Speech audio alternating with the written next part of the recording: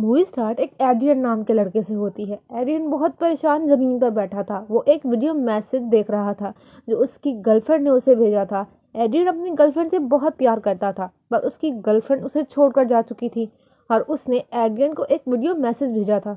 उस मैसेज में उसने कहा था कि अब हम साथ नहीं रह सकते, हमारे बीच अब कुछ भी नहीं है, मैं इस रिलेशनशिप को यहीं ख़त्म कर जा रही हूँ। अब एड्रियन बहुत परेशान था ये मैसेज सुनकर, क्योंकि वो उससे बहुत प्यार करता था। फिर वो बाहर जाता है और वहाँ बहुत ज़्यादा ड्रिंक कर लेता है। इतना ज़्यादा ड्रिंक कर उससे चला भी नहीं जा रहा होता।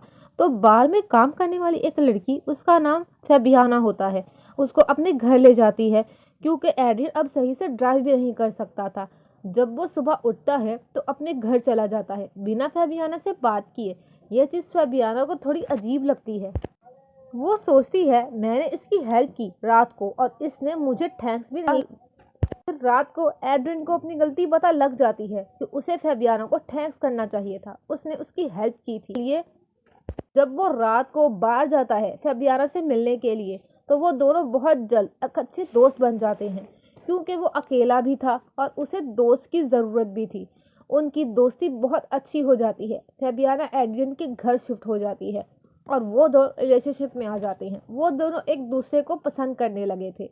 एक दिन फैबियाना जब बाथरूम में ब्रश कर रही होती है तो उसे अजीब सी आवाज़ें सुनाई देती हैं वॉश बेसिन से। वो उन्हें गौर से सुनना शुरू करती है तो उसे कुछ समझ नहीं आता। जब फैबियाना नीचे आती है तो टेबल पर कुछ पेजेस को बिखरा हुआ देखती है। जब वो उन्हें उठाने की कोशिश करती है तो एड्रियन वहां आ जाता है, जो उसे बोलता है कि प्लीज उन्हें टच मत करो। उसी वक्त डोर बेल रिंग करती है। जब डोर खोलते हैं तो वो पुलिस ऑफिसर खड़े होते हैं, जो एड्रियन की पहली गर्लफ्रेंड के बारे में जानना चाहते थे, जो 2 दिन से मिसिंग थी।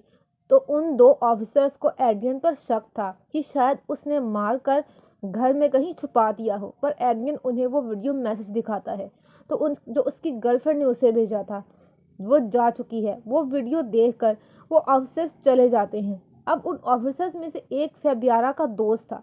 वो उससे कहता है क्या तुम्हें इस आदमी के साथ रहकर सब ठीक लग रहा है? इसकी पुरानी गर्लफ्रेंड गायब हुए सिर्फ 2 दिन हुए हैं और तुम इसकी गर्लफ्रेंड बन गई हो। हालांकि एड्रियन उससे बहुत प्यार करता था। तुम इस आदमी से जरा बच कर रहो, मुझे कुछ ठीक नहीं लग रहा ये। फैबियाना भी इन उसकी बातें सुनकर सोचने लगती है, मगर उसके दिल में लालच थी। वो एड्रियन की तरह ही अमीर हैंडसम लड़का चाहती थी जिसके साथ वो सारी जिंदगी गुजारे। इसीलिए वो एड्रियन के साथ ही रहने का फैसला करती है।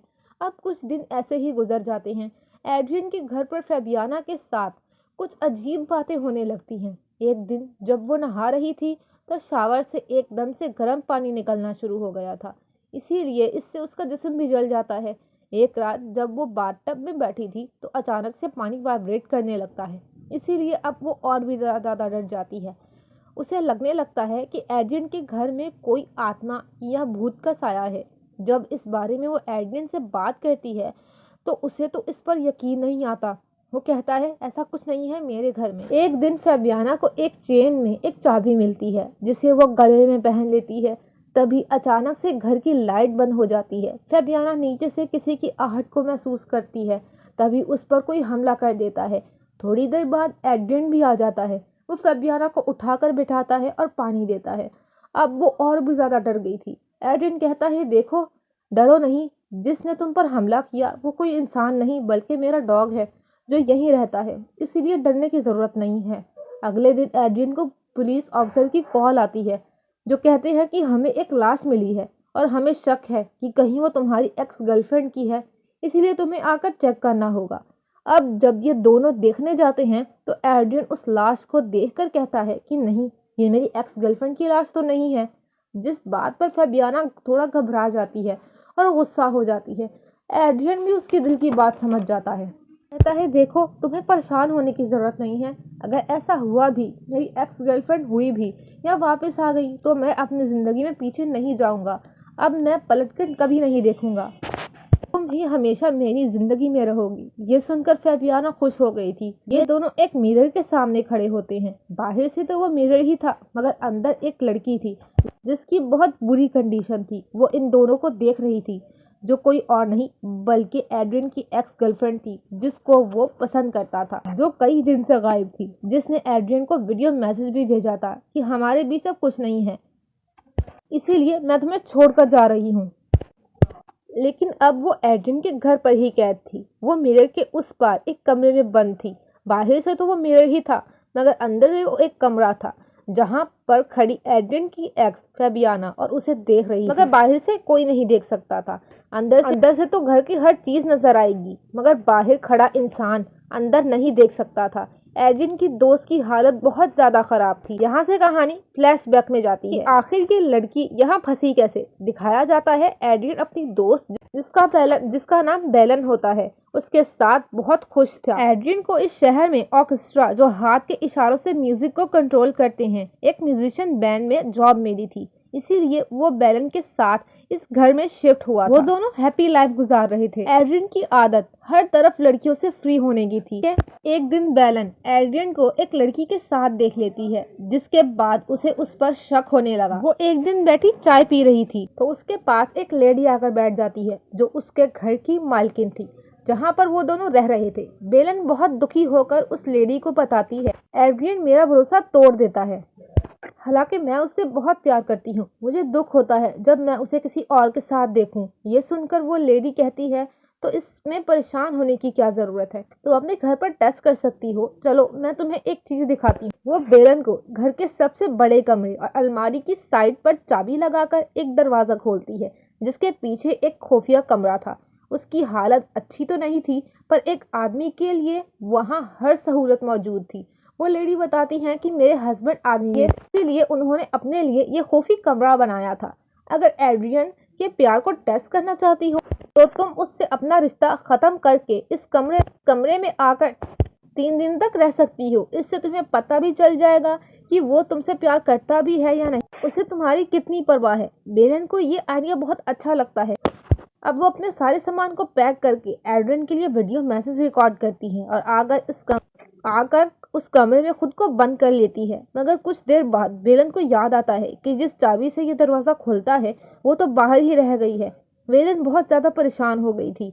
अब वो जल्दी से फोन करके एड्रियन को बताना चाहती थी, मगर फोन के सिग्नल्स ही नहीं आ रहे थे। अंदर से बेलन खड़ी सब देख रही थी। वो एड्रियन को बहुत आवाजें देती है, मगर ना ही वो उसकी आवाज बाहर जा रही थी और ना ही वो उसे देख पा रहा था। बाहर सिर्फ मेरे ही नजर आता है। बेलन पूरी तरह फंस चुकी थी। एड्रियन बाहर बैठा बेलन को याद कर कर रो रहा था।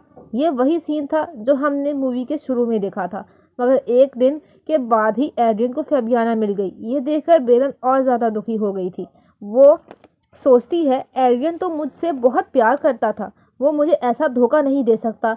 मुझे लगा मेरे गायब होने के बाद वो मेरे फिक्र करेगा, मुझे ढूंढेगा, पर ऐसा तो कुछ नहीं हुआ। तो ऐसे एड्रियन की एक्स गर्लफ्रेंड वहां फंस गई। अब स्टोरी प्रेजेंट में आती है।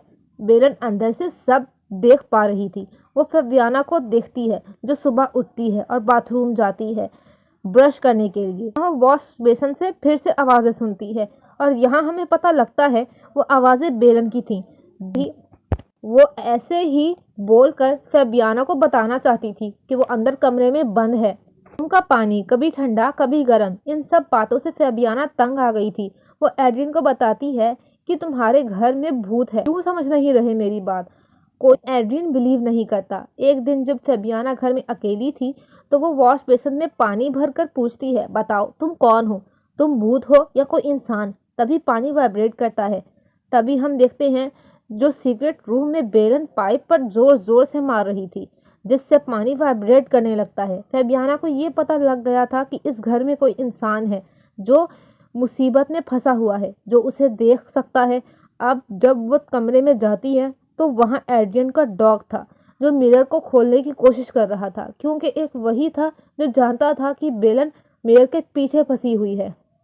ये सब देखकर वो समझ गई थी कि एड्रियन की एक्स इस मिरर के पीछे ट्रैप्ड है और उसे हेल्प की ज़रूरत है। इसके बाद वो अलमारी चेक करती है तो उसे वहाँ लॉक मिल जाता है, जो उसी से खुलेगा जो उसने लॉकेट पहना हुआ था गले में। इससे पहले कि वो दरवाज़ा खोलती, उसके दिल में लालच आ जाती है। वो रुक जाती है क्योंकि उसे पता था कि एड्रियन जैसे अमीर अपने प्यार को वापस आने से वो उसे खो देगी, इसीलिए वो दरवाजा नहीं खोलती और रूम चेंज कर लेती है। जब एड्रियन घर आता है तो रूम चेंज देखकर सरप्राइज हो जाता है और कुछ बदला बदला भी था। फैबियाना को उसको देखकर ऐसा लगता है कि वो अपनी दोस्त की वजह से परेशान है। अगली सुबह फैबियाना को पुलिस ऑफिसर दोस्त घर पर आता है, जिसने उससे पहले भी एड्रियन के बारे में बताया था कि वो अच्छा इंसान नहीं है। वो फैबियाना को लाकर एड्रियन के साथ लड़की की पिक्स दिखाता है। उन पिक्स को देखकर वो समझ गई थी कि एड्रियन अच्छा लड़का नहीं है। वो दोबारा वॉश बेसिन में जाकर वॉश बेसिन में पानी भरकर पूछती है, तुम कौन हो? पर इस बार कोई जवाब नहीं आता। फैबियाना डर जाती है कि कहीं वो मर तो नहीं गई, क्योंकि उसको गायब हुए 2 हफ्ते हो गए थे। अब वो कबर्ड की तरफ बढ़ती है और दरवाज़ा खोलती है, और जब वो अंदर जाती है तो वहाँ बेलन बेहोश पड़ी थी। फैबियाना उसे जगाने जाती है।